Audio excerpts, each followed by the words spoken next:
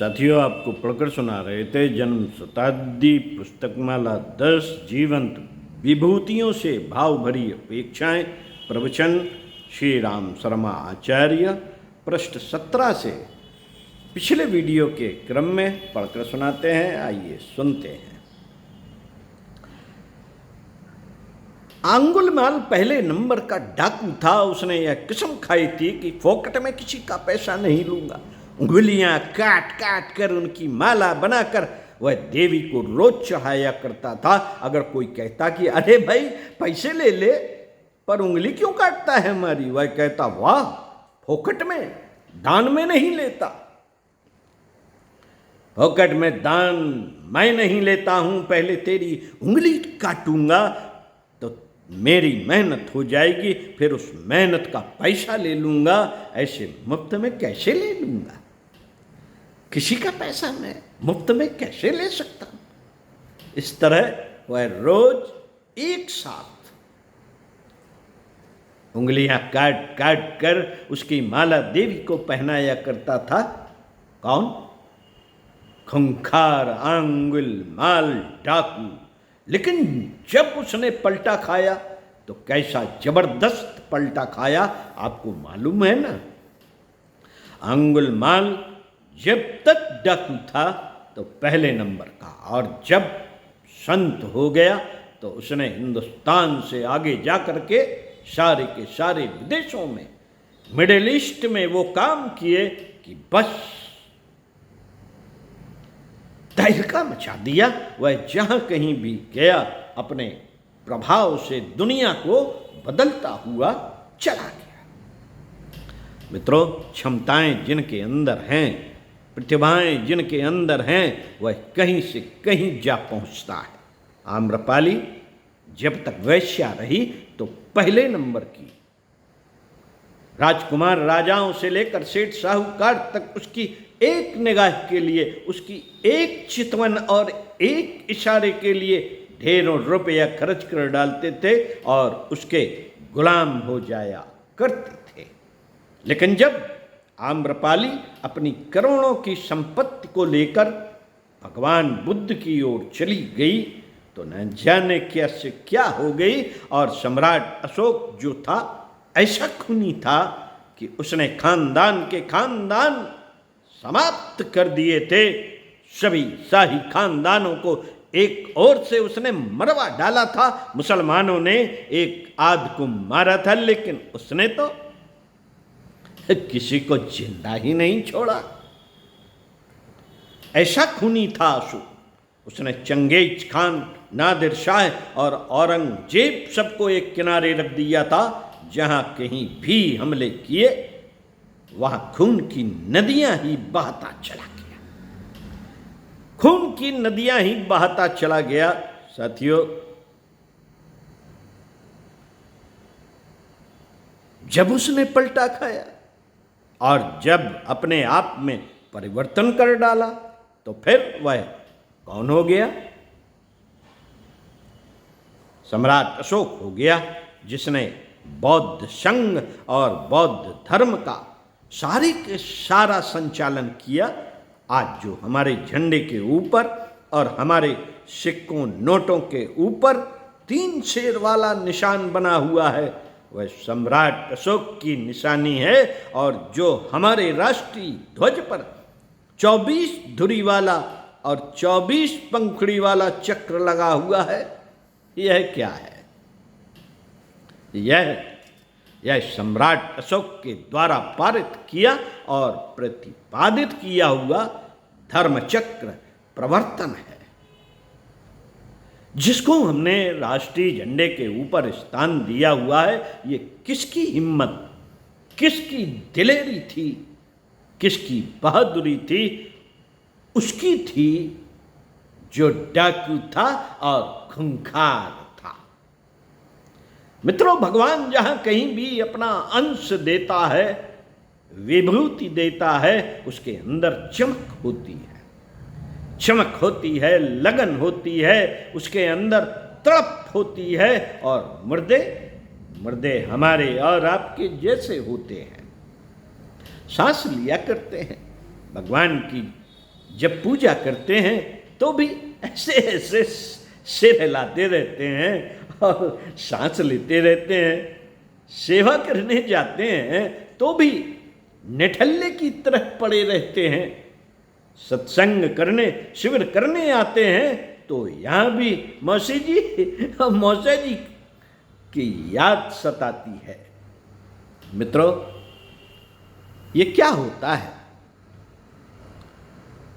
ये मैं किसकी कहानियां सुना रहा हूं? मुर्दे की, जिंदा आदमियों की भी कह रहा हूं।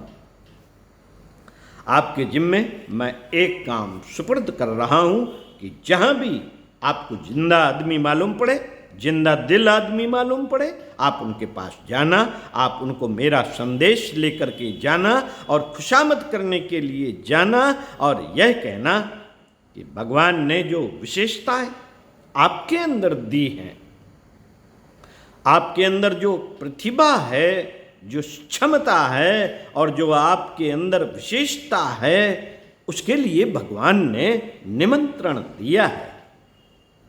मनुष्य जाति के गिरते हुए भविष्य ने निमंत्रण दिया है और यह कहा है कि पेट भरने के लिए आपको जिंदा रहना काफी नहीं। पेट तो मक्खी मच्छर भी भर लेते हैं, कीड़े मकोड़े और कुत्ते भी भर लेते हैं। किसी ने जलेबी खा ली तो क्या, और मक्का की रोटी खा ली तो क्या? खाने के लिए आदमी को पैदा नहीं किया गया है। औलाद पैदा करने के लिए आदमी को पैदा नहीं किया गया है खाने के लिए, और औलाद पैदा करने के लिए सुअर को पैदा किया गया है और एक एक साल में 12-12 बच्चे पैदा कर देता है। गंदी संदी चीजें खाकर के भी हट्टा कट्टा होकर मोटा पड़ा रहता है। पेट भर गया, बस खर्राटे भरता रहता है। पेट भरने के लिए इंसान को पैदा नहीं किया गया। मित्रों, इंसान बड़े कामों के लिए पैदा किया है। इंसान की जिंदगी कई लाख योनियों में घूमने के बाद आती है, एकाएक कहाँ आ पाती है। इसलिए मित्रों, हमारा संदेश लेकर जाना, युग की प्रकार लेके जाना, वक्त की पुकार लेके जाना और यह कहना कि आपको समय ने पुकारा है, युग ने पुकारा है, राष्ट्र ने पुकारा है, गुरु जी ने पुकारा है। गुरु जी ने पुकारा है। अगर आप उनकी पुकार सुन सकते हो, अगर आपके कान हैं, अगर आपके अंदर दिल है, अगर आपके पास कान नहीं है, दिल नहीं है, तो हम क्या कह सकते हैं? तो हम क्या कह सकते हैं? फिर कौन आदमी सुनेगा? रामायण की कथा हम सुन लेते हैं और जैसे ही आते हैं पल्ला झाड़ करके आ जाते हैं। भागवत की कथा हम सुन करके आते हैं, व्याख्यान हम सुन करके आते हैं और जैसे ही आते हैं पल्ला झाड़ करके आते हैं। चिकने घड़े के तरीके से हमारे आपके ऊपर कोई प्रभाव नहीं पड़ता। मित्रों, आप वहां जाना और लोगों से यह कहना कि अगर कहीं आपके अंदर जिंदा दिली हो तो आपको समय की पुकार सुननी चाहिए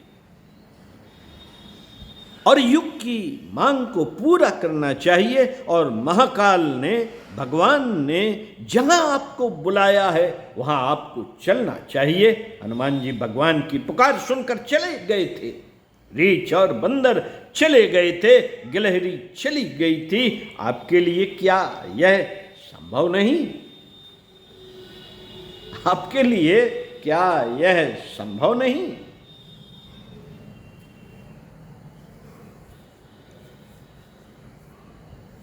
क्या आप इस लोभ और मोह से अपने वासना और तृष्णा के बंधनों को काटते हुए अंगत के तरीके से चलने के लिए तैयार हैं?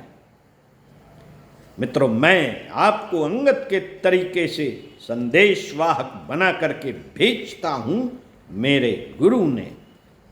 मेरे गुरु ने मुझे संदेशवाहक बनाकर भेजा हिंदुस्तान से बाहर कई बार अंगद की तरह।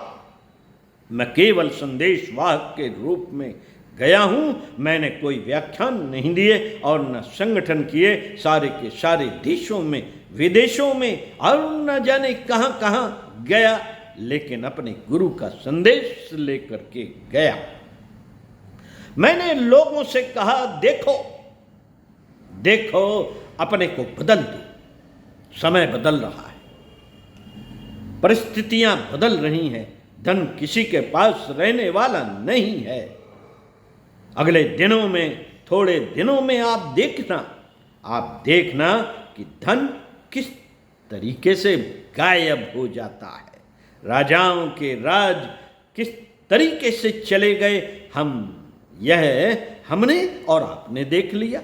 आपने देखा कि थोड़े दिनों पहले जो लोग राजा कहलाते थे, सोने चांदी की तलवारें लेकर हाथी पर चला करते थे, आज वे किस तरीके से अपनी दोनों वक्त की रोटी की जुगाड़ कर रहे हैं। साथियों, जहां कहीं भी जाएंगे वहां आप लोगों से कहना कि समय बहुत जबरदस्त है। समय सबसे बड़ा है, धन बड़ा नहीं।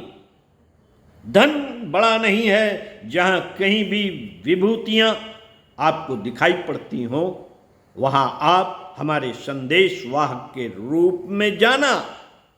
जैसे कि हमारे गुरुजी ने सारी दुनिया के जबरदस्त आदमियों के पास और भावनाशील आदमियों के पास हमको संदेश दे करके भेजा। मित्रों, आपको समय से पहले बदल जाना चाहिए, नहीं तो आपको पश्चाताप ज्यादा करना पड़ेगा।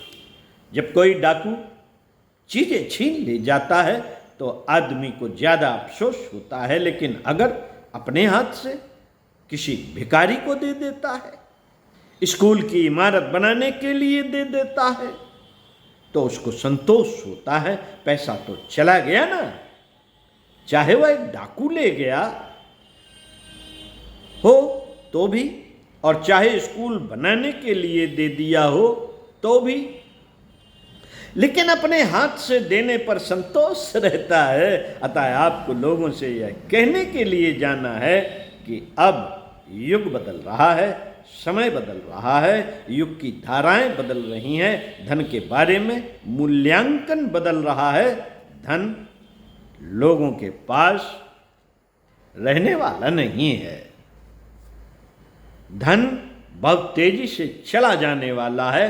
आप देख नहीं रहे क्या? आप देख नहीं रहे? आपको दिखाई नहीं देता, दूर की चीजें दिखती कहां है? गवर्नमेंट क्या क्या कर रही है? मृत्यु टैक्स लगा रही है, संपत्ति टैक्स लगा रही है और दूसरे टैक्स लगा रही है। अब अगले दिनों जो गवर्नमेंट आने वाली हैं, अगले दिनों में जो समय आने वाला है, उसमें रशिया वाला कानून लागू हो जाएगा, चाइना वाला कानून लागू हो जाएगा। हमको और आपको बस हाथ पांव से मेहनत करनी पड़ेगी। हमको और आपको बस हाथ पार से मेहनत करनी पड़ेगी, हाथ पांव से मेहनत करनी पड़ेगी, परिश्रम करना पड़ेगा, और उस मेहनत के बदले में जो खुराक हमको मिलनी चाहिए, जो रोटी मिलनी चाहिए, वह मिल जाएगी।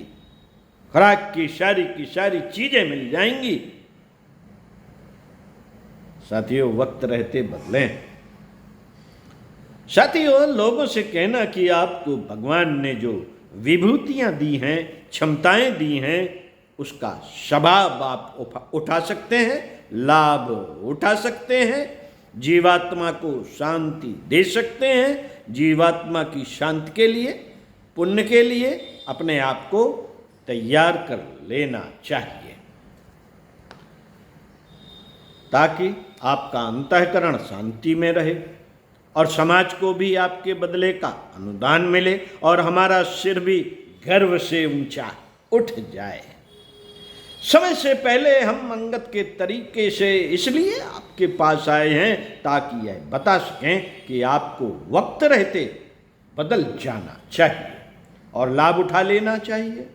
इसलिए मित्रों, जहाँ कहीं भी क्षमताएं दिखाई पड़े, प्रतिभाएं दिखाई पड़े, वहाँ आप हमारे संदेशवाहक के रूप में जाना और खास तौर से उनसे प्रार्थना करना, अनुरोध करना। पूर्व में मैंने विभूतिवानों को संबोधित किया था और उनका आह्वान किया था कि आपकी जरूरत है, लड़ाई युद्ध का जब वक्त आता है तो नौजवानों की भर्ती कंपलसरी कर दी जाती है और जो लोग बुढ़े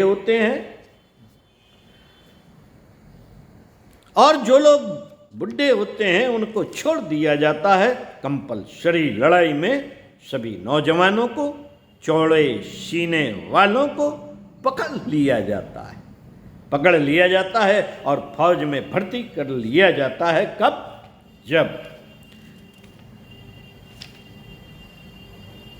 जब दुश्मन का हमला होता है। मित्रों, जो नौजवान हैं, प्रतिभावान हैं, उनसे मेरा संदेश कहना, लेकिन जो व्यक्ति मानसिक दृष्टि से बुढ़े हो गए,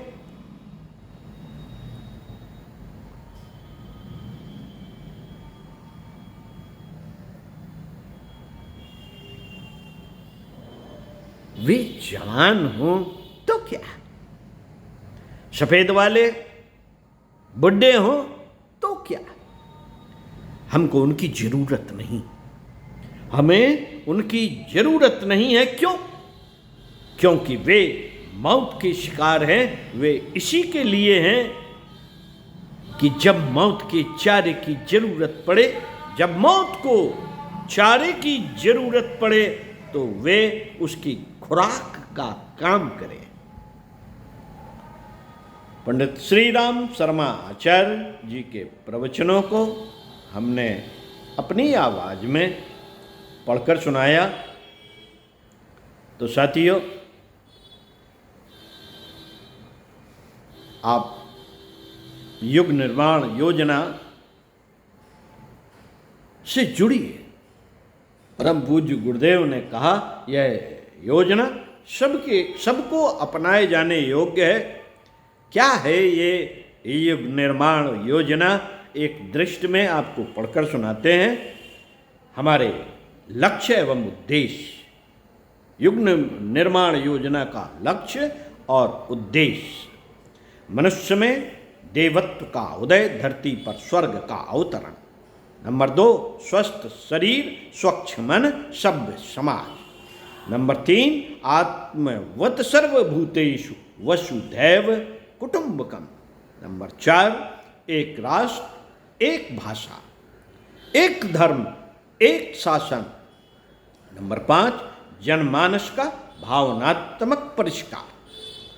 युग निर्माण योजना का आधार क्या है? 3 आधार हैं। नंबर 1, व्यक्ति निर्माण, परिवार निर्माण, समाज निर्माण। नंबर 2, नैतिक क्रांति, बौद्धिक क्रांति, सामाजिक क्रांति। नंबर 3, धर्मतंत्र से लोक शिक्षण, विचार क्रांति अभियान। हमारा उद्घोष क्या है? हम बदलेंगे, युग बदलेगा। हम सुधरेंगे, युग सुधरेगा। हमारा प्रतीक है लाल मशाल, ज्ञान यज्ञ, आलोक वितरण का सामूहिक सशक्त प्रयास। हमारा संविधान है युग निर्माण सत्संकल्प। हमारी ध्रुव मान्यताएं हैं, मनुष्य अपने भाग्य का निर्माता आप है और जो सोचता है, करता है, वैसा ही बन जाता है। आत्मनिर्माण के 2 सूत्र हैं: उत्कृष्ट चिंतन, आदर्श कर्तव्य। जीवन निर्माण के 4 स्तंभ हैं: साधना, स्वाध्याय, संयम, सेवा। आध्यात्मिक जीवन के तीन आधार हैं उपासना, साधना, आराधना। प्रगतिशील जीवन के चार चरण हैं समझदारी, ईमानदारी, जिम्मेदारी, बहादुरी, संयमशीलता के चार स्तंभ हैं इंद्रिय संयम, अर्थ संयम, समय संयम, विचार संयम। आत्मिक प्रगति के चार चरण हैं आत्मचिंतन, आत्मसमीक्षा, आत्मसुधार, आत्मनिर्माण, आत्मविकास। परिवार निर्माण के पंचशील हैं श्रमशीलता, सुव्यवस्था, शालीनता, सहकारिता, मितव्ययिता। तीन शरीर हैं हमारे, स्थूल सूक्ष्म कारण। तीन साधना, ज्ञान योग, कर्म योग, भक्ति योग। मानवीयता के तीन पक्ष, भावना, विचारणा, क्रिया, प्रक्रिया। उक्त तीनों के परिष्कार के तीन साधन, श्रद्धा, प्रज्ञा, निष्ठा। तीन को सुधारें, गुण, कर्म, स्वभाव। तीन को संवारें, चिंतन, चरित्र, व्यवहार। तीन को त्यागें, लोभ, मोह, अहंकार, वासना, तृष्णा, अहिंसा, पुत्रैषणा, वित्तैषणा, लोकैषणा। तीन को धारण करें, ओजस, तेजस, वर्चस। तीन सम्माननीय संत, सुधारक, शहीद, जागृत आत्माओं का दायित्व, युग धर्म का निर्वाह। वयम राष्ट्रे जाग्रयाम पुरोहिता, हमारी उद्घोषणा। 21वीं सदी उज्जवल भविष्य। तो साथियों, पढ़ते रहिए कुछ अच्छा, सुनते रहिए कुछ अच्छा। और युग निर्माण योजना का अगर एक नज़र में इसका लक्ष्य और उद्देश्य समझ में आया हो तो इससे जुड़िए। जुड़ने की कोई फीस नहीं है, कोई फार्म नहीं भरना है। कहीं भी चले जाइए, शांति कुंज हरिद्वार चले जाइए, मथुरा चले जाइए, किसी भी शक्तिपीठ पर चले जाइए और बोलिए साहब हमें इससे जोड़ दीजिए, जुड़ जाएंगे। ओम शांति।